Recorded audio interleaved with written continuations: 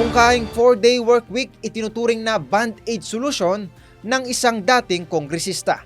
Narito ang newscoop ni Daryl Justin. Band-aid solution. Ito ang paglalarawan ni dating Bayan Muna Representative Ferdinand Gaite sa panukalang 4-day work week bilang tugon sa hirap ng mga empleyado sa pagbiyahe at matinding init ng panahon. Ayon kay Representative Gaite, magdudulot lamang ito ng problema sa kalusugan, negatibong working condition at hirap sa araw-araw na pagbiyahe.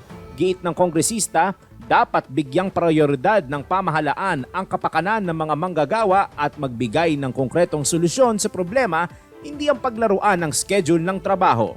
Una nang inihayag ng Civil Service Commission na maaari namang magpatupad ng 4-day work week basta't aabot pa rin sa 40 ang bilang ng oras ng trabaho kada linggo o katumbas ng 10 oras kada araw.